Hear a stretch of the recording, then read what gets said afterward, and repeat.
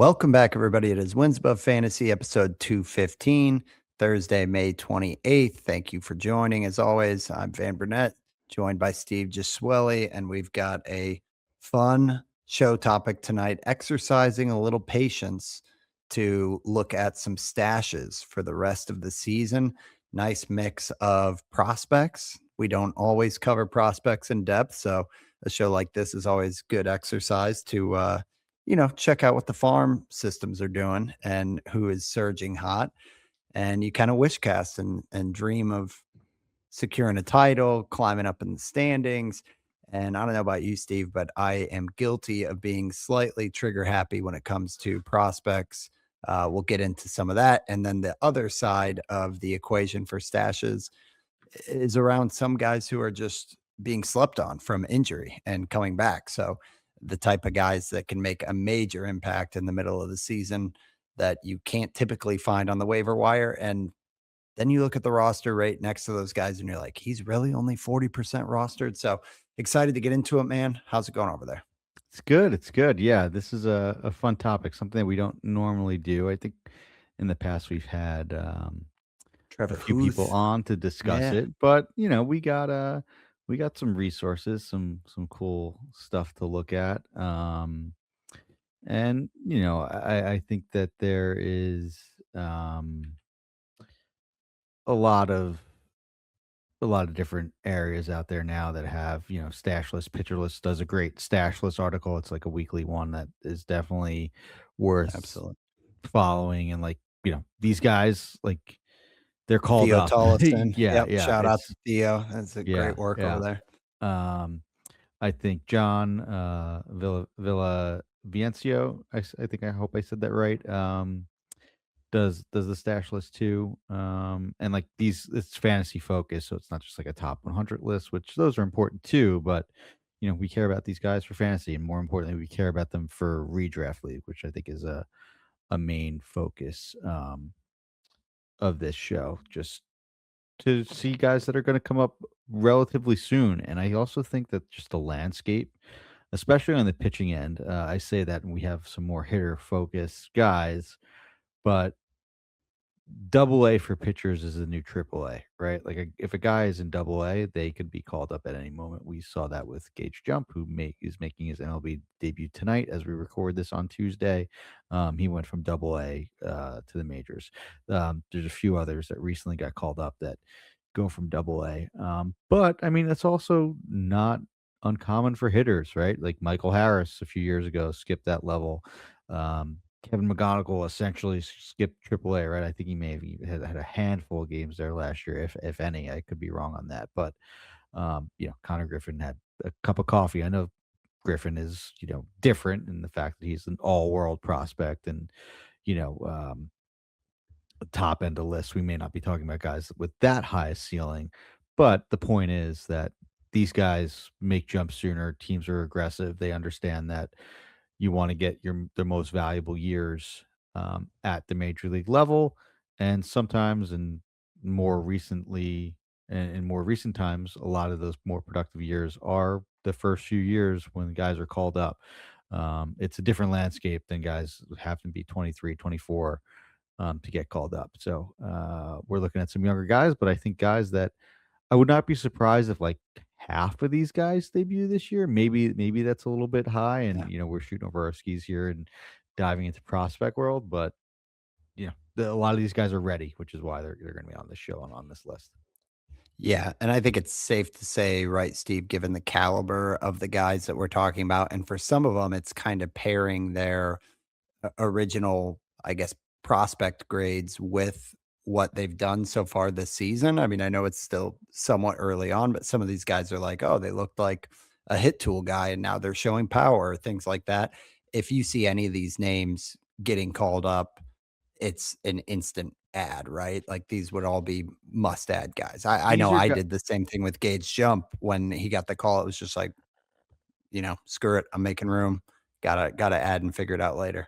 I think these guys should either be in like your NA or minor league slot, which most leagues have now, Yeah. or rostered the second day they get called up. Yeah, like I know my league has 2 minor league slots. I know Yahoo has, like, the NA slots, right, that you can put, Hmm. and I think that's fairly common for most redraft leagues. Maybe not your standard, public leagues, but I think most of the redraft leagues have a stash spot, and these guys should be used in that spot one way or the other.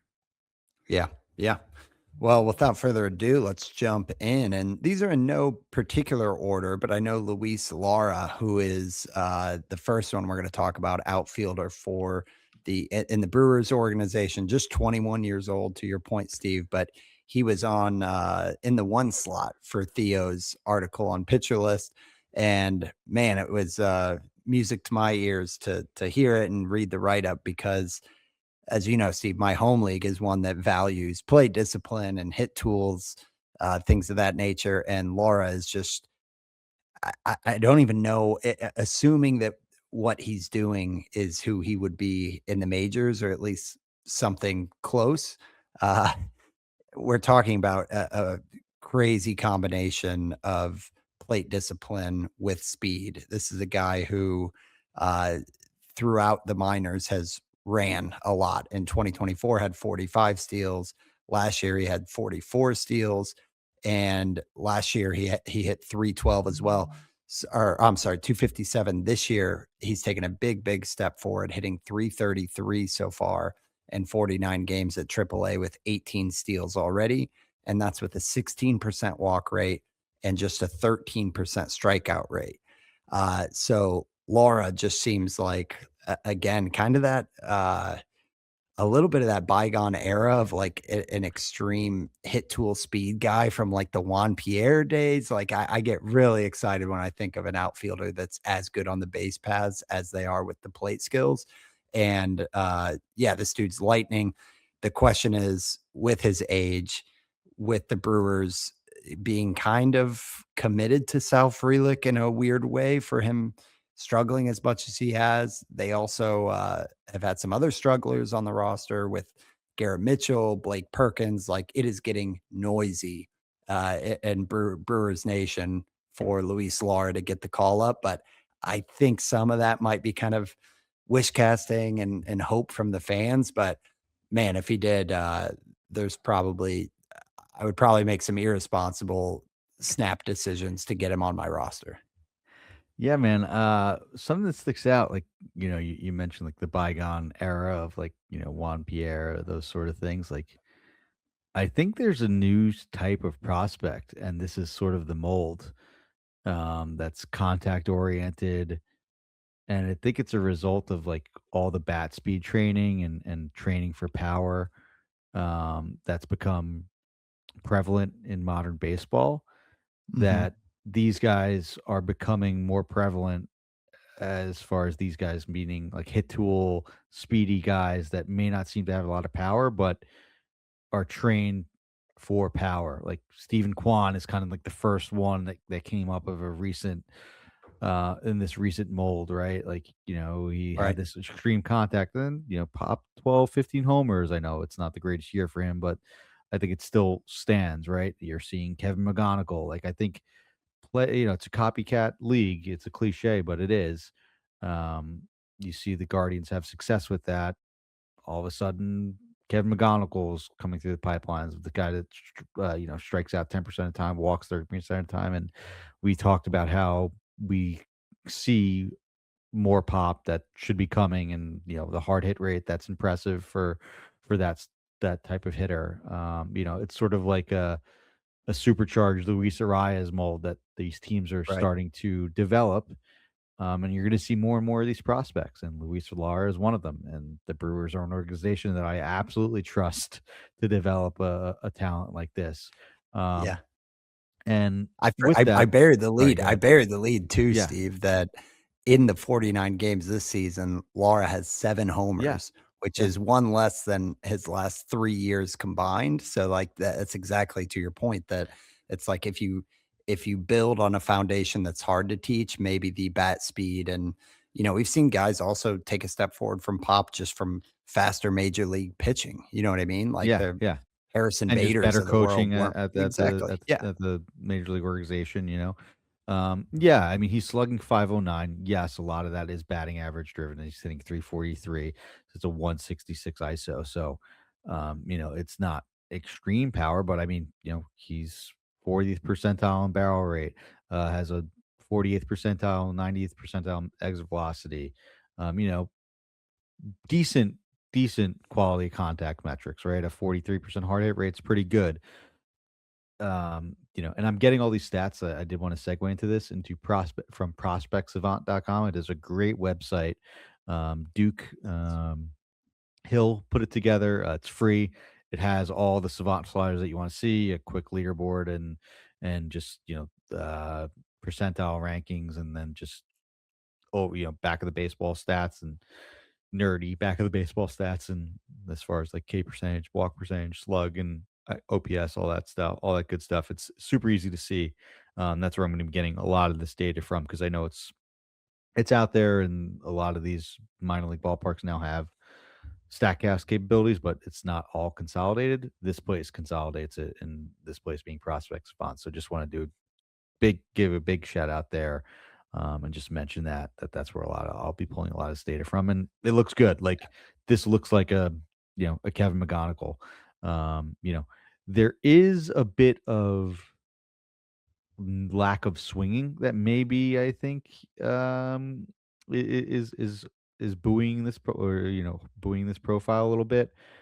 He only swings 11% of the time, 38% of the time, which is 11th percentile, and only swings in the zone 56.7% of the time, which is also 11th percentile. So it is a bit passive. Maybe that will have to change a little bit when he gets in the Mhm. majors, but still, it's an intriguing profile. And yeah, like you said, there's opportunity with some of the Brewers' struggles in the outfield, despite how good of a season they're off to. Yeah. So I think Laura is one that is watchless for now, and I guess continue to monitor if Sal Frelick. I know they're starting to bench him on like platoon days, things like that. So it seemed. I mean, the Brewers are obviously an organization that are in win now mode, so it would not be shocking to your point, Steve, about just kind of the trend of moving people up faster. And here's a guy who is in AAA and might be forcing their hand. So that's Luis Laura is the first one. Second one, talk about the trigger finger. I went ahead and just proactively added Edwin Arroyo on the Reds, and maybe slight buyer remorse the more I dig into it, but he is already on the 40-man roster for the Reds. Um, I think he's listed shortstop, second base. They started giving him reps at third base, which is odd because Eugenio Suarez is just coming back. So the path for Arroyo is probably second base with how bad Matt McLean has been. But obviously, McLean is uh, a relatively big name or somebody that you feel like they wouldn't give up on. So there is a bit of a logjam here. But Arroyo, for his part, is doing everything possible to get the call.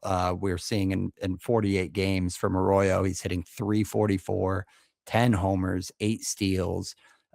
He just looks ready for the bigs, to put it simply. So I think there's an indication with him being on the 40 man that they have plans for him. It's just one of those question marks on, will life find a way? Are they going to move him around? Are they going to move other pieces around? I know they've got kind of a strange roster, honestly, the way that they bounce around certain guys like Spencer Steer and everything. But Arroyo is one that big frame, lot of power, speed, and the hit tool has taken a step forward. So um, he's, in terms of like the prospect report, a 60 grade speed, and it's the power and hit tool that are lower. Uh, but last year he hit 284 after the prior year hitting 252, and then this year 344. So along the way, his strikeout rate has just gotten better and better at each stage of the minors.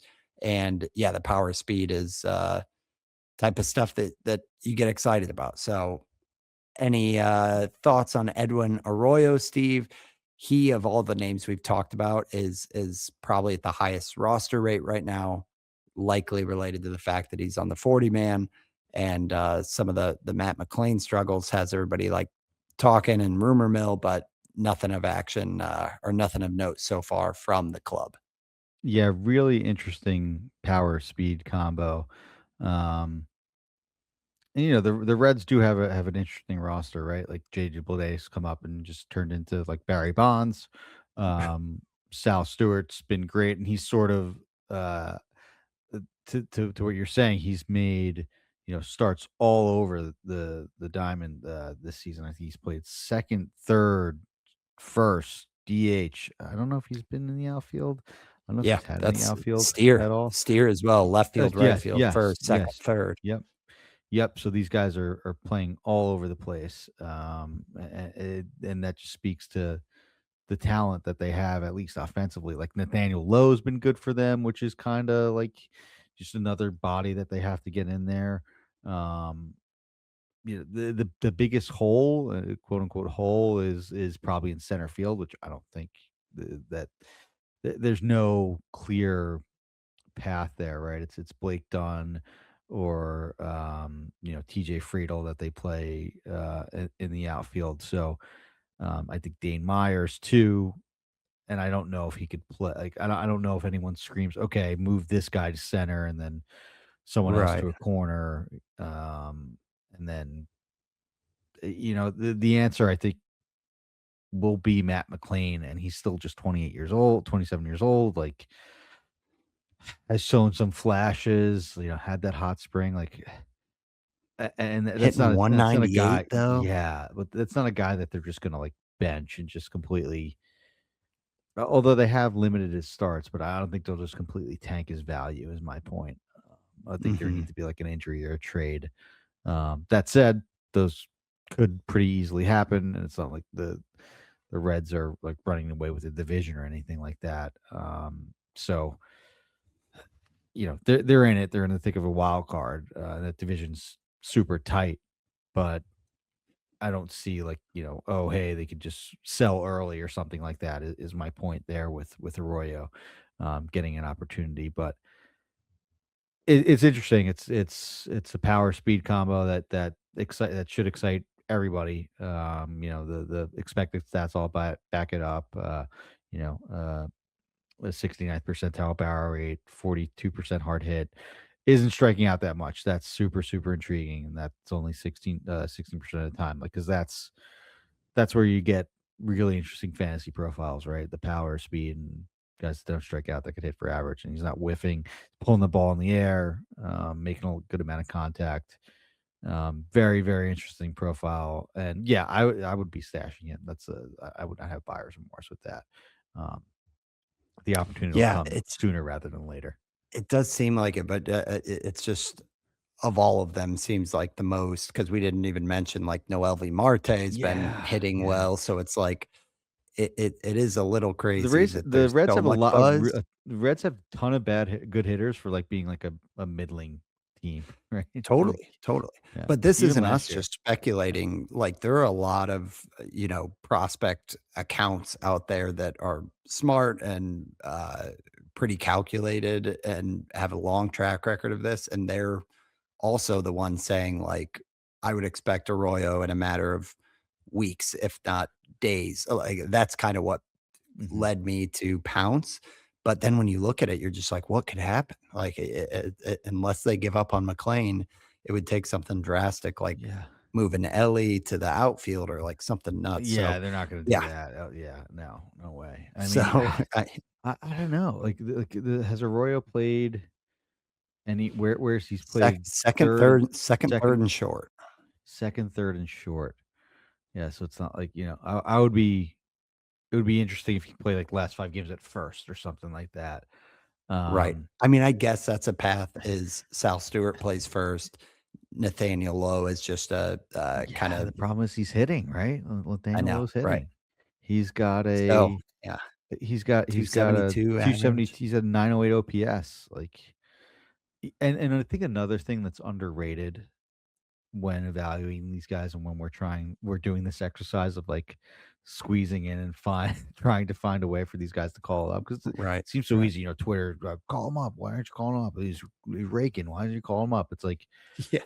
there needs to be a a soft landing as far as like playing time. Okay, this is going to be your role.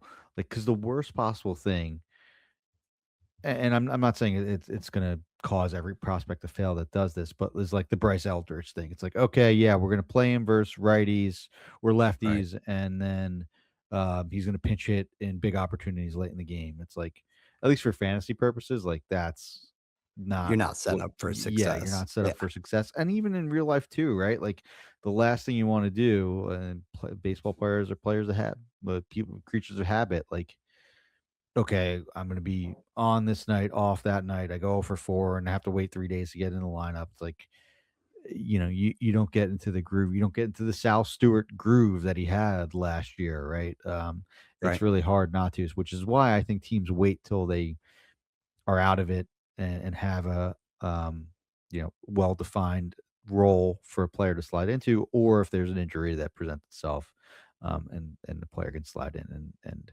have a defined role and have that success. It's just sort of, I think, a philosophy of what teams do, and I think there's a good reason for it. Yeah. No, no, you said it. So I think it's betting on the organization helping solve this problem for us, but it does seem like he's the type of talent that when he gets the call, they won't do it with the intention of him, hitting every third game or something. Yeah. So yeah, I think it's a watch list unless you can afford to stash, and then it's definitely a priority stash on almost any prospect list. So moving over to a name that's kind of been on the radar, it seems like longer, is Charlie Condon for the Rockies, who is 23 years old, so a little bit older than Lara and Arroyo, but just a profile to dream on when you pair it with Coors, because you're looking at a 6'5" guy with 70 grade raw power. I mean, what do you want from a Rockies prospect? And this dude, I mean, he passes the eye test. Like he just hit a 440-foot homer as we record Tuesday night. 8-game hitting streak right now. 6 are multi-hit games. Unlike the names we've talked about so far, he's coming with a strikeout rate issue. It's looking a little bit better compared to like 24, 25 when it was up in the 30%. Now it's at 25.6% K rate, which is still bad, but if it's coming with like 35 homer type of upside, then you'll take it. So Condon, again, massive frame, still just 23 years old. He is a name that I've seen all over my Twitter feed for 6 months, even. And he's definitely running hot right now. So I think the Rockies have less of a crowd than the Reds, certainly. But what are your thoughts here, Steve? And do you think that you like the guy, and also do we think there's an opportunity for him to break through? Yeah, very, very interesting prospect. I think you nailed it with why it's an interesting profile. Just absolutely mashes all the quality contact metrics that you want to see as far as max EV.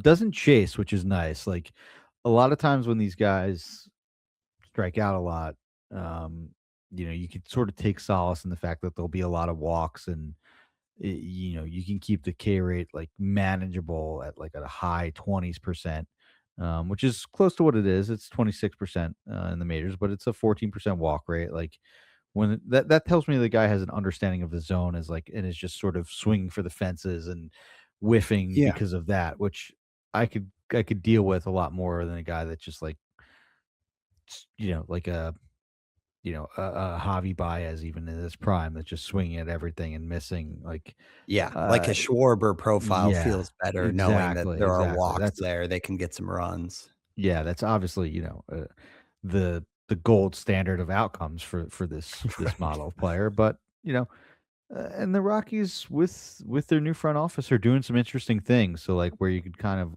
roll your eyes at some of these prospects in the past, it's like, all right, they're actually gonna have a plan and you have players like this, give them more of an opportunity to succeed even as compared to like last year. So, there's definitely some availability. That being said, there's definitely some availability for playing time. Like right as much as we like TJ Rumfield and Troy Johnston, Their DH is currently something called Sterling Thompson, who I guess was a first round pick, but I'm not really sure if there's much of a blocker as far as that goes. Sterling Thompson's a pretty decent prospect himself, um, and did pop 18 homers last year. So you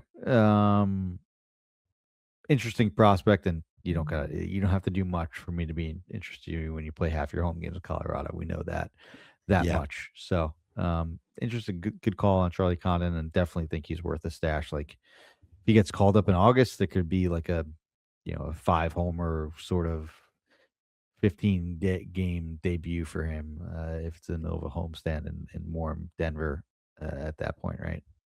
Yep. Yep. I think so. Third So overall pick. I did not. Sorry. Yeah, yeah. Third overall pick. I did not realize that in 2024. So big time prospect, Charlie Condon. yeah, he's definitely been a name that's been around. I didn't realize it was that early either. Georgia kid, but yeah, you will see Condon's name loud and clear if and when, but it does sound like it'll be sometime this summer.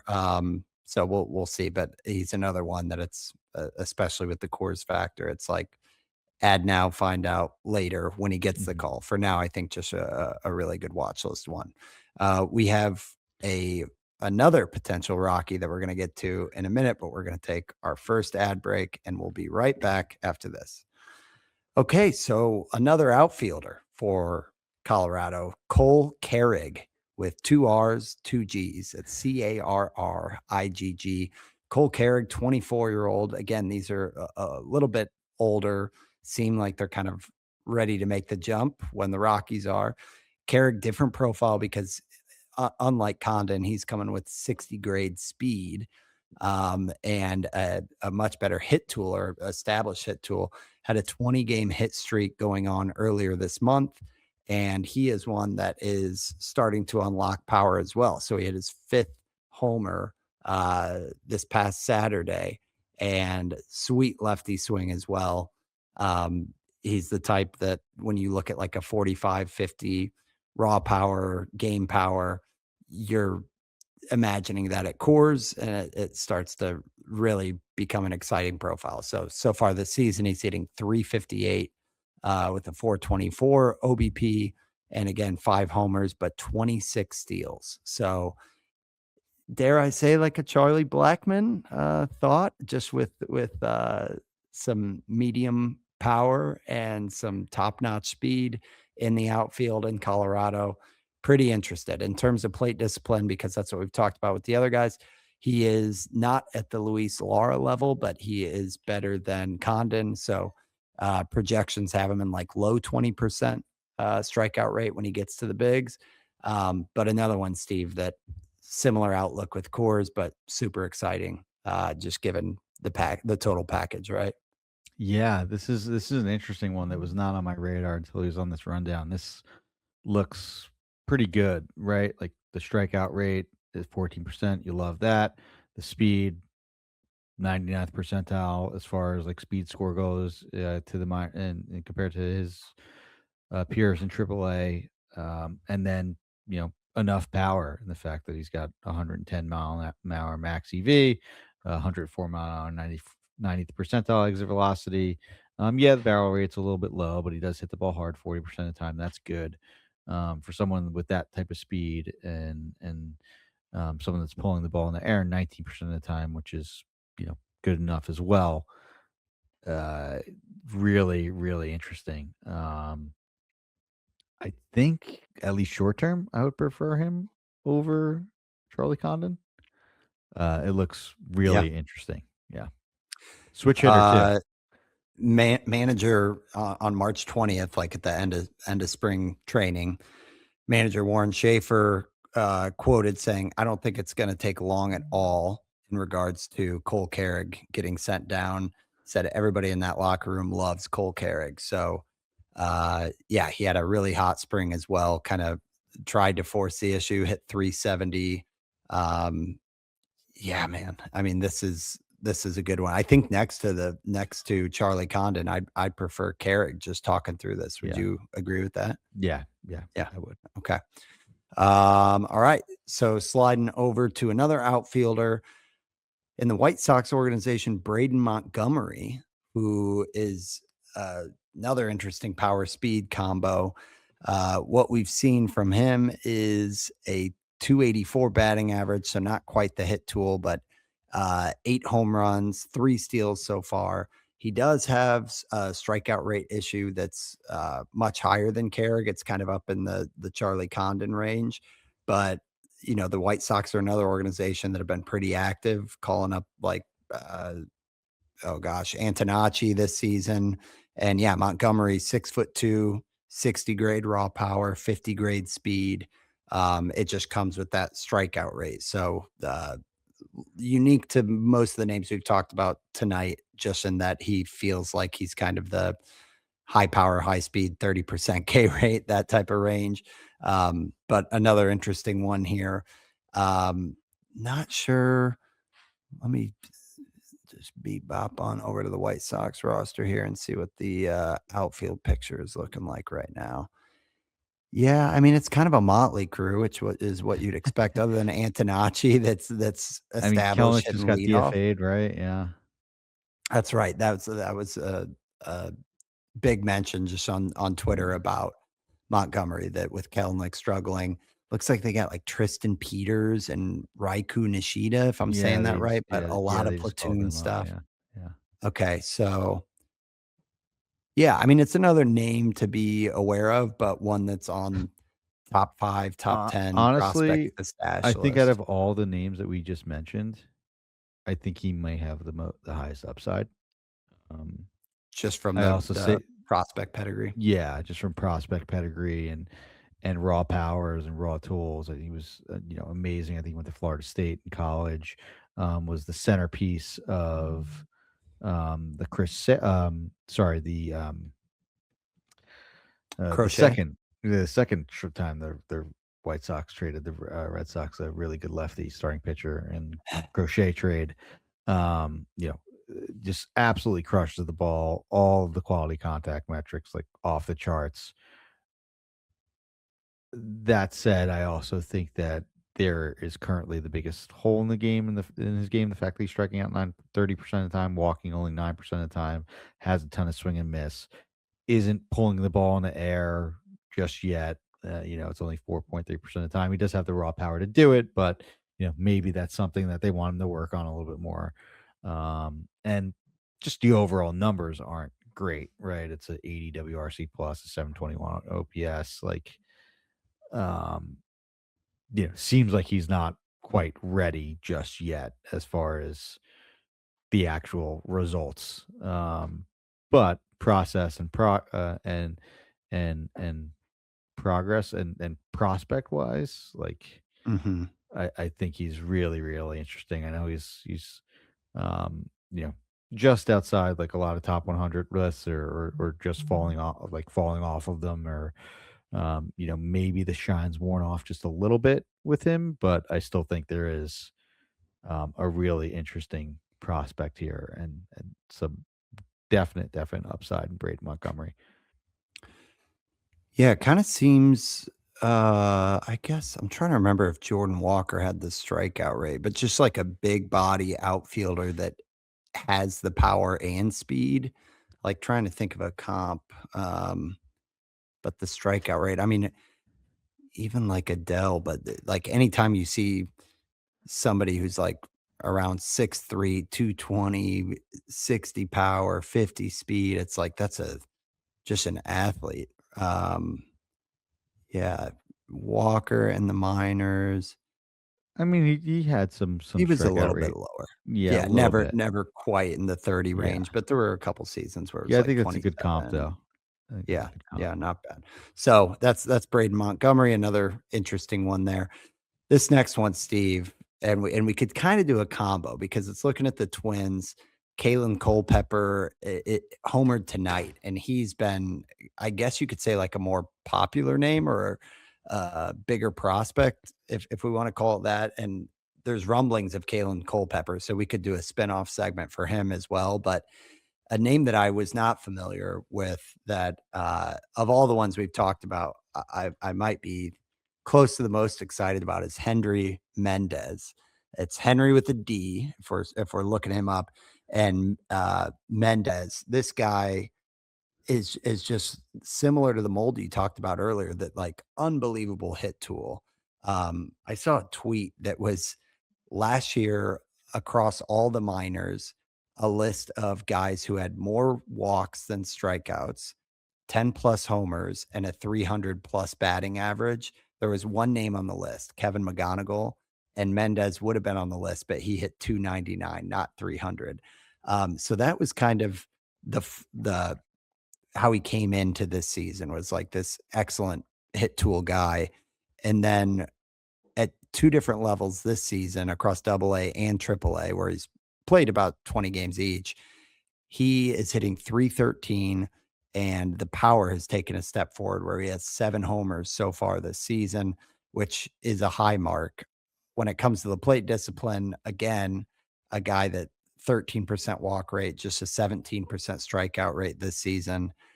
Pretty excited about if Henry Mendez can get an opportunity. There's just a lot of buzz within the Twins organization that like he should have been at AAA at the start of this year. Then he got moved up because there was opportunity with like injury, and he just has done nothing but hit and make a case for getting on the roster.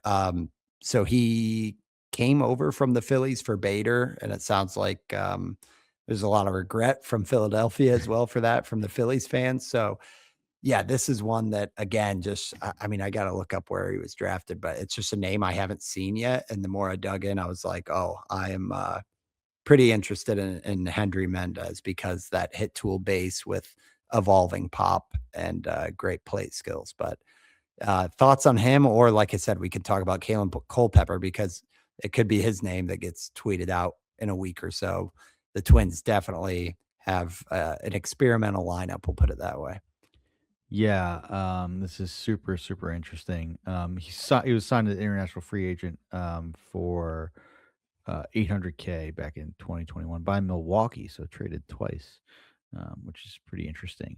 Um, yeah, this is super. I was honestly not familiar with Henry Mendez before prepping for the show, and basically everything that I said for Luis Lara can be said again. Only I'm even more excited just because the quality contact metrics are as good as anyone we've talked about tonight. Um, yeah, this is super exciting. And I don't see why a team that's struggling so much for offense doesn't call both of these guys up, right? Like, I know that Brooks Lee has been nice and has had stretches, Austin Martin as well. But you got Tristan Gray at shortstop, like Luke Keishel's kind of falling flat in his face. No, you don't want to just go Yeah, away from that quickly. And same thing goes for Brooke Lee, but Cody Clemens is playing a lot, Austin Martin, and the Twins overall have done better than I think most people would expect, right? They're 4.5 games out of first. There's 2 games below 500. Again, like the wild card is very gettable and like all of the leagues, and now there's more wild cards, obviously. Um, I don't see these guys being down much longer. These guys being both Henry Mendez and Galen Culpepper. Um, yeah. Culpepper homer tonight. Henry Mendez 3 for 3 with 2 doubles. yeah, This tweet says now batting 391 with a 1094 OPS. I don't know if that's just in AAA or what, but I mean, it's so fun going out on Twitter and looking at these prospects too, because yeah, there's just an ocean of fans that are like begging for this. So they're posting all the videos and like, yeah, I mean, I get starry eyed, but just seeing, for one, anytime I'm seeing a lefty, it's like I get extra excited just because lefty swings look so much better. But yeah. um, yeah, this dude seems like he's got the goods with, like you said, all the hit metrics. there's one account on here, like a verified Lewis analyst account says one of the best pure hitting prospects in all of baseball. Like, these could be the guys that are next up that just can really help give you a bump in the league standing. So good names for the long term. And it seems like we're definitely due to get excited about some twins.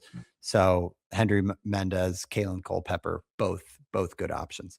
I don't know. Do we want to punch in on Kalen Culpepper, Steve? I don't have him on the rundown here, but he I is a mean, name that is like, yeah, no, I think we covered him. Like, yeah, he's think, 55 power, 55 yeah, speed. So he's another one that sub 20% strikeout rate. He's got 10 homers, 11 steals so far this year. So like you're excited about either one. I think the biggest difference is it seems like Culpepper comes with a little bit more speed, but the hit tool is probably like looking more like a 250 hitter with power and speed, where I really do think Mendez, if he gets the shot, could be more like a 280 hitter straight away. yeah, yeah. I think that's fair. Um, okay, okay. Let's go ahead and take our second ad break. When we get back, we've got some kind of longer term names that we want to talk about, getting into some pitching finally, and then touch on some of the injured prospect stashes as well. We're going to take our second ad break. We'll be right back after this. All right. So first pitcher we're talking about, and rightfully so, is Kade Anderson, yet another Seattle Mariner pitcher. And I know he's already stashed in my league, Steve, but it feels kind of like the pitcher version of Edwin Arroyo, that the profile and what they're doing is so exciting. But then you look at the path to get in the mix and you're like, okay, the Mariners have pretty good pitching. They're even doing the whole piggyback thing with like Bryce Miller and Luis Castillo. So is there room? But for a guy like Kade Anderson, who's just 21 years old with a 70 grade fastball and three other 50 plus pitches in his arsenal, like he seems like a name that we need to get familiar with and maybe could see in the near future, maybe or just before All-Star break. That's kind of a guess, but you might know something I don't, Steve. What are your thoughts on Kade Anderson? No, I don't. But I mean, this is first professional innings being thrown at Double A. 30 innings, got a 40.8% strikeout rate, a 5% walk rate, a 163 ERA, a 203 FIP, a 36.5% strikeout plus walk rate, CSW rate, an 18.6% swinging strike rate. Like Wow. this is what dreams are made of with pitching prospects. Um, and it's an organization that aggressively promotes their prospects, develops them well. Like think about like all of those Mariners pitchers are other than like Luis Castillo, who's struggling the most, are all homegrown, right? Like these are all guys that came through this organization, optimized their mix, added these get whiffs with command. Like this is the organization that I want my pitching prospects to come from. Yeah. And it's fitting that both the next guy is also from here. But yeah, I mean, it is tough because like if he had another minor league stop, if he didn't do, but it may be different for college guys, right? Like Yeah. he pitched in college for the last few years, and that's another thing that's going into why these guys are being promoted so aggressively, is like the development of the college baseball game is just totally different. All of these schools have pitching labs and pitching development, and guys that worked at major league organizations running all these pitching programs. So like it is minor league. It is it's not professional baseball, but it's pretty damn close to it, is Yeah. my point. And guys come out a lot more major league ready, whereas before, even if you did spend this much time in college, you probably spent 2, 3, 4 years in the minors. That's not going to be the case anymore. It's going to be Sure. NCAA 2 years pros, NCAA maybe 1.5 years if you're really good, maybe just 1 year in the minors if you're 41% strikeout, 5% walk rate good. Like, yeah, Seattle's crowded, but you saw, you Luis Castillo throwing temper tantrums in the dugout after being pulled because he's Right. now doing piggyback starts with Bryce Miller. For as much as I just wax poetically about the Seattle Mariners starting rotation, they have had tons of injuries in the past with these guys. Like, there could be an Mhm. opportunity in Seattle sooner rather than later, and Cater Anderson's probably on the short list for a guy that could make starts for them in the coming months.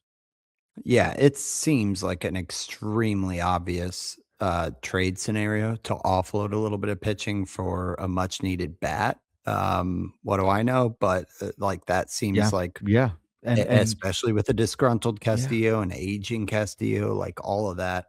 The only thing I would add, because part of me wants to make the argument that like the modern, to your point, Steve, like modern pitching with college arms and just MLB philosophy across organizations. Like Garrett Crochet pitched for the White Sox at 21. yeah, Looking through the Mariners, like all of the, whether it's Emerson Hancock, George Kirby, Logan Gilbert, like all of them tended to make their debuts around 23 or 24 okay, years old. yeah, Cade, that's Cade fair, that's fair. Anderson is 21.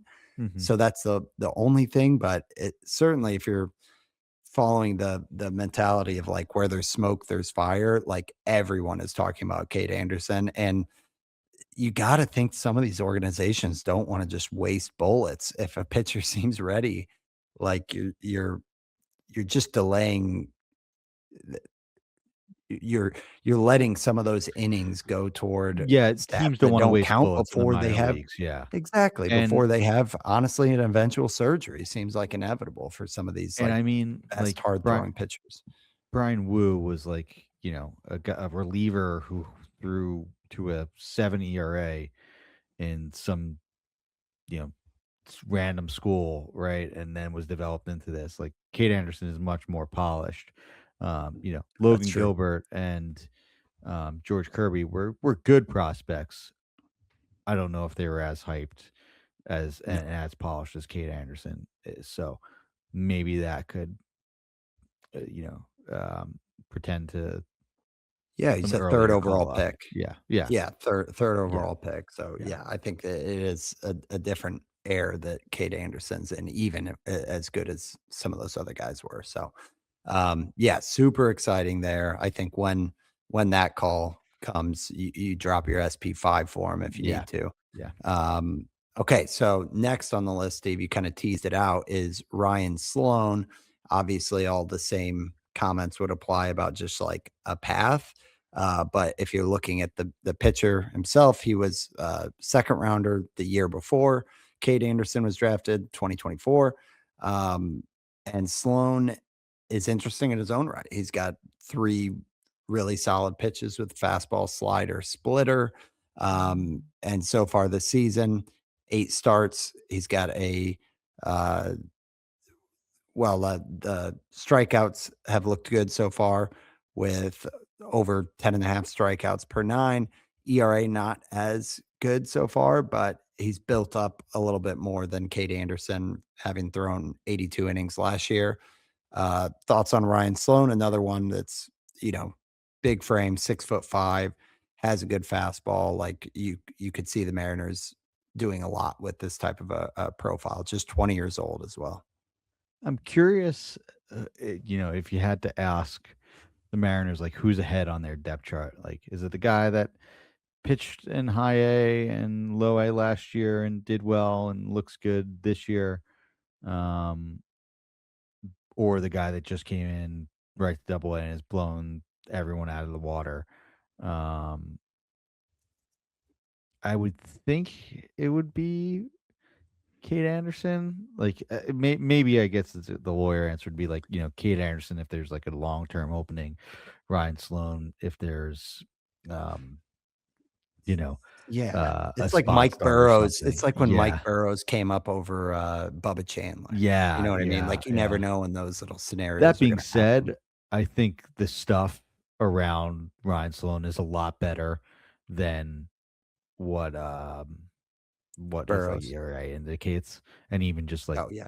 just the 28% strikeout rate, indicates, like, it's a 55-60 fastball, 50-60 slider, 50-60 splitter, and, good 40-55, command, could have through the prospects TLDR and Fangraphs was Sloan was one of the top arms in the low minors last year. He could have three plus pitches at maturity. So, um, you know, something to be excited about. And he's just 20 years old. So, Kate Anderson's older than him, right? I mean, Right. it's funny how we look at it, right? Like because he spent last year pitching in professionally, just because Anderson pitched in college. We look at them little bit differently.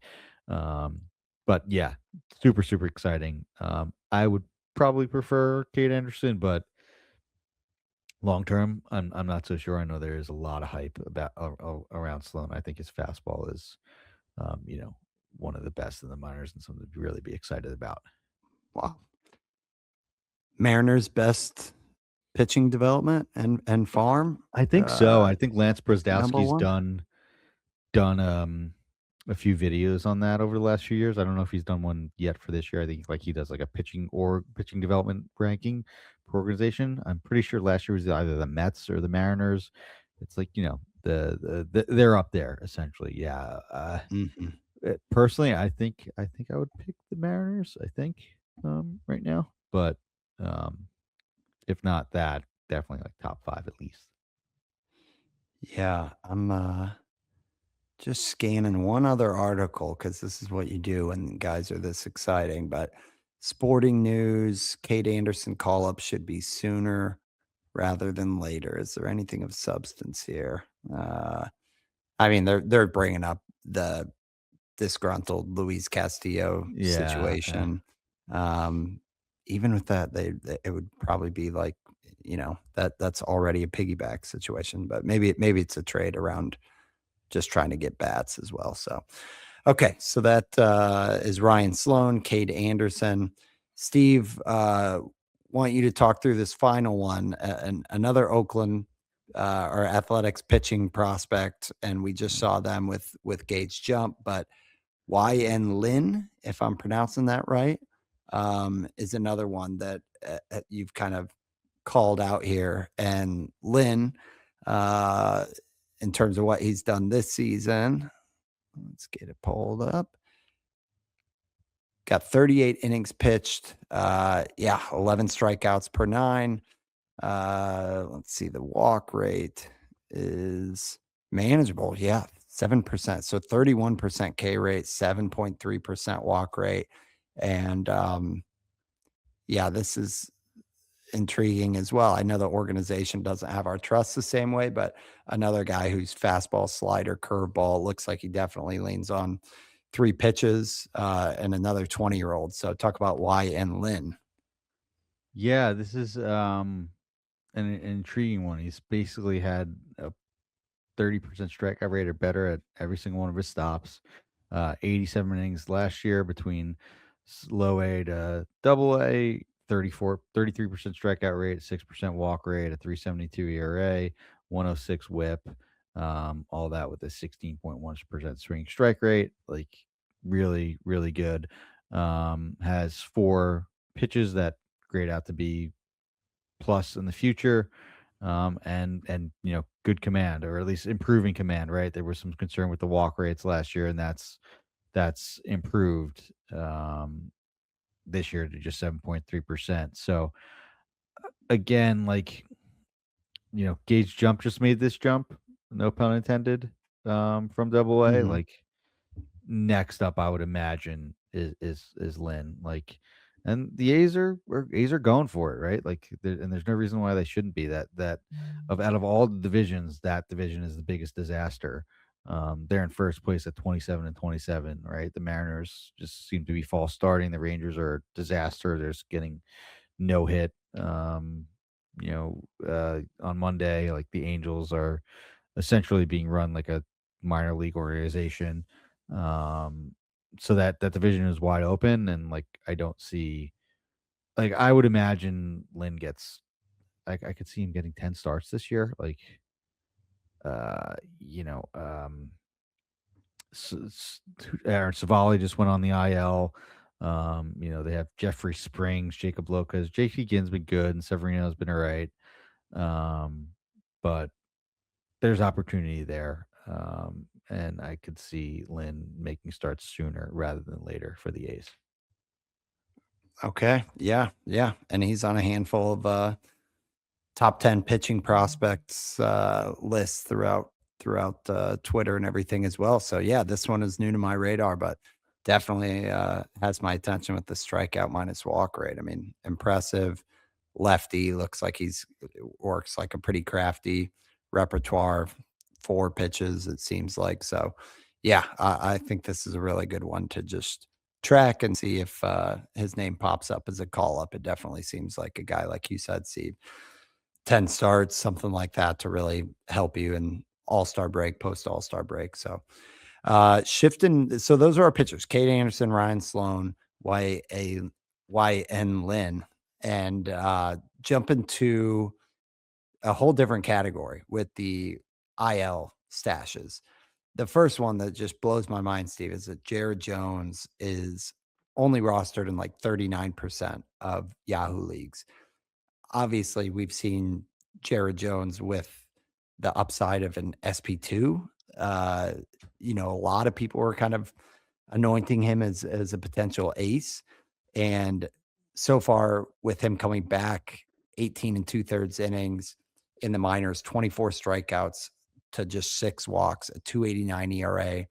He's got a bullpen, I think, later this week where they're figuring out if he's just going to rejoin the club. They're not officially saying the rotation, but when they asked him, he was like, "Oh, definitely as a starter." So he kind of put his foot down in that way. Yeah. But uh I I kind mean, of what love a that. stud, man. I cannot believe that Jared Jones is less than 50% rostered and is maybe a week away from the majors. It looks like his velocity is like held up. Um, sure, he hasn't been like stretched out fully, so it might be a couple like, you know, piggyback 3, 4 innings, things like that. But by the time we're at the end of June, we might be seeing Jared Jones throw 5 or 6 innings. So to me, this feels like an absolute mustache. I have already done that, and yeah, I think if he's available in your league, no reason not to go grab him, right? Yeah. There, that is way, way, way, way too low of a rostership percentage for Jared Jones. Um, yeah, I was a Jared Jones truther and was definitely of the of the class that considered him on a path for ace. I'm like, one of the things that I like that's sort of old school scouty, less nerdy type of thing is just someone that could throw their fastball anywhere and it not be hit. And that's exactly what Jared Jones is at his peak. Like he was just throwing dead center fastballs and guys just could still not touch him, with how good his fastball and slider combination was. So yeah, I am very, very excited about Jared Jones. He should be rostered basically everywhere. Hmm. Yeah. And then there's Spencer Schwellenbach, who I believe cannot return until after the All-Star break, but another guy that was, creeping up into the 70s, 80s on draft boards, just 30% rostered. Um, he's already begun throwing, so it looks like, he's definitely on his timetable.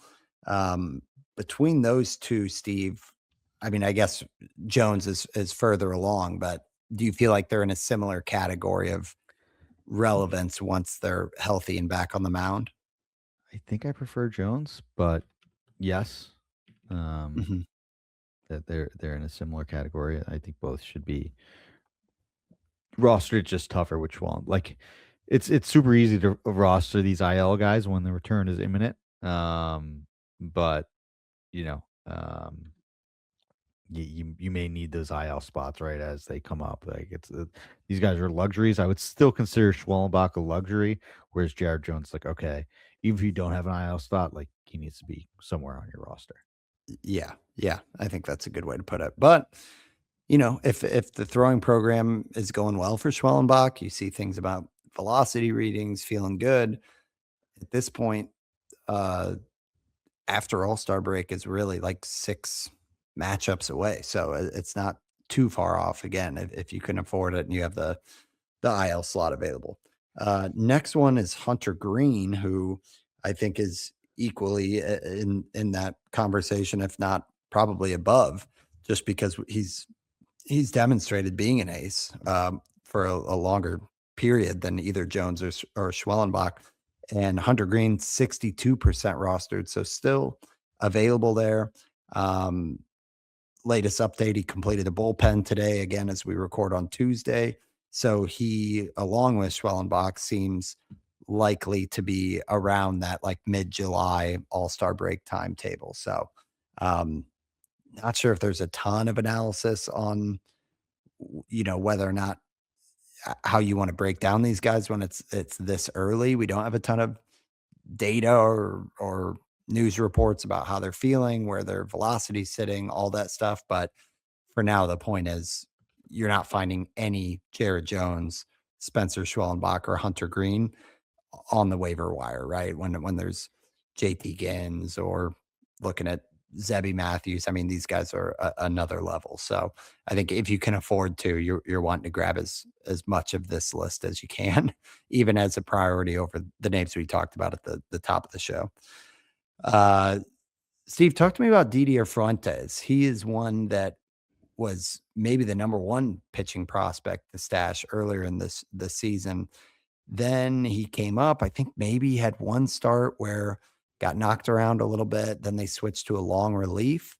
But he's getting some run right now, and I feel like the results are looking better. Unless I believe he's on the mound tonight. I don't know if that one blew up, but I want to hear you talk about Fuentes because he's available in a lot of leagues, and yeah, he's now kind of pitching regularly in the bullpen. Yeah, this is, I think, a different kind of stash and an interesting one. Like he is in a short relief role right now. Like he hasn't pitched more than an inning since May 12th when he went 3 innings, struck out 3 batters, walked a batter, gave up no hits, no runs. He hasn't given up a run since May 6th. So he's been really, really good in that role. And he's kind of almost been too good in the fact that, like, all right, he's thriving in this relief role, which is fine, and good for him. It's sort of the old school way. Like this is how starters used to be developed, right? Like they came up, they went in the bullpen, like took their chops, like learned how to be a big leaguer. This is what you do, and then you progress to a starter. Where Yeah. I it remember that with like also, Michael Walker back in the yeah, day. Yeah. yeah, like it also may still work, right? Like there's credence and value, I guess, for someone that's Fuentes's age, and he's super young, right? He's only 20. Um, like he's Face yeah, MLB he hitters basically, facing right? MLB hitters, a guy that has really just 2 pitches, like it's an environment where he could be around big league coaches and develop that third pitch in bullpens and break it out in situations, you know, and thrive in this role where he doesn't need to utilize that full arsenal.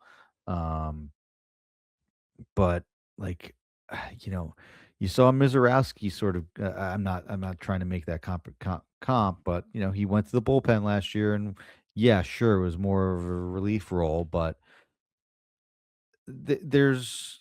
I just don't want to be, now he's like a Sure. short reliever. Like I still think that there is Yeah, long 5 term upside. appearances. Yeah, 5 Yeah. appearances ago, he went 3 innings, so Yeah. it's like Yeah. that feels a lot closer to piggybacking, yeah, and Mizorowski's a great example. I think, Roki Sasaki, another example, like, it Yeah, is that's it. Yeah, mo yeah, exactly. That's it's a probably what I was thinking modern of. day, yeah, it's a modern day approach as well, and I think it's fair to say, like, if we thought Fuentes was going to be the pitcher ad of the season a month and a half ago, and now all he's done is kind of dominate in what limited opportunity he's gotten. Yeah, it's one to not dismiss and to still watch really closely. Because yeah, I mean, honestly, Steve, he's a great name for off-season watching too, because he feels like one that it's like one pitch away, or if some of those secondaries can come along, like that's to a way lesser extent. He's not Mizorowski, but we were talking about Mizorowski this offseason, saying why is he ADP 125? Like he was the first name on our Christmas episode where we're like, what do we make of this? It seems like everybody's cooling off on him. Well, yeah, he's got to develop a couple secondary pitches, and then voila, he's SP2 on the list. So yeah, it's too early to give That up on a easy, right? 20-year-old, right? Yeah. Um, But even Fuente, like just real quickly to wrap that up, like yeah, he could pretty easily be stretched out, after the All-Star break. I know that the Braves have Schwallenbach coming back. Like they have a good rotation. There may not seem to be an opening even now, but I could see it isn't happening there who is this year. at the back end though? Like, what's Bryce Like Martin Elder and Perez, like Martin that's not gonna Perez doing? last. Like even like Bryce Elder is on this like magical run of like nobody knows how they're you can't keep getting away with this type of mean Right, thing, right. right? Like that back end for as good of results Bryce Elder, Grant Holmes, and Martin Perez has, like I will take the over on every single one of those guys ERA after the All Star break from what that went on there. And like, they have Schwellenbach, they have Waldrep coming back. But I still think that, there could be a world where they start to stretch out Fuentes to see what they have there and maybe build him up into someone who could be in this rotation in the second half. Yeah. Yeah, 9 hours ago, New York Times, Athletic, Braves developing Fuentes in the bullpen with eyes on a much bigger role. So I think that's exactly what you're Yeah. talking about, Yeah. Steve, It's that just a it's just matter of like when is that going to happen? yeah, no, that's a great shout and a different stash profile compared to everybody we talked about, like you mentioned. All right, last one here. You threw out Ryan Waldschmidt, Steve. I feel like he's been kind of the talk of the town. I was surprised to see that Waldschmidt is only 30% rostered because pretty big prospect name as well. And so far this season, he's hitting 321. I know he's yet to homer, but he's running on the base paths. They moved him up in the order. Now he's hitting fifth Mhm. as of tonight instead of ninth. Um, so not necessarily stash as much as like uh, an ad, right? Yeah, yeah, I think so. I think that they're kind of slow playing it, right? And that's those quotes are why I sort of from today about his spot in the lineup, or kind of why I put it on there. And yeah, it's a different kind of stash, right? It's like, okay, this is the hitter that should be on your bench, in daily moves leagues. That I think he's been severely unlucky with as far as like homers. Like I think one of those first hits that he had was like, one of those home runs that were a home run in every park but Arizona because that weird center field wall, right? Like, Hmm. he's barreling the ball up, doesn't chase, has good speed. Like, I think for as good as his 321 5 steals average has been, like, I think there's more power that's coming, and I think he's taking this job and running with it, in Arizona. So I'm really, really interested in Ryan Waldschmidt. And yeah, probably more of an ad than it is just a watch list or stash kind of guy. Still, yeah, the idea that the value is only going to go up, which I think is valid. Um, all right, man. Yeah, great run here. So we got Luis Lara, we got Edwin Arroyo, Charlie Condon. I think we like Cole Carrig even more than Condon for Colorado stash. Braden Montgomery was kind of our loose comp to Jordan Walker with a little more strikeouts, but we'll see if the White Sox continue to be active with the call ups. And then the Twins with a pair of very exciting outfield prospect, or I guess Cullpepper's middle infield as well, but Henry Mendez and Kalen Cullpepper. And then, yeah, the pitchers as well and IL stashes. So great rundown. Hope you guys enjoyed. These are all names to either have close on the radar or to be holding on to in certain cases if you can afford it. But yeah, Steve, any closing thoughts? No, glad we did it. Cool, fun show. We'll definitely have to keep these guys in mind and see how we did at some point. Yeah, it feels like one that it's the right time of year for it, where it's like you Yeah, can afford to hold on a yeah. little bit, but it's still early People enough. want So to we'll have trade. to People want to churn their roster. There's different ways to do this at this point. Yeah. exactly. Okay. Well, thanks guys for tuning in. We'll be back next week, but for now, that wraps up episode 215. Thanks for talking baseball with us. Thanks, guys. Later.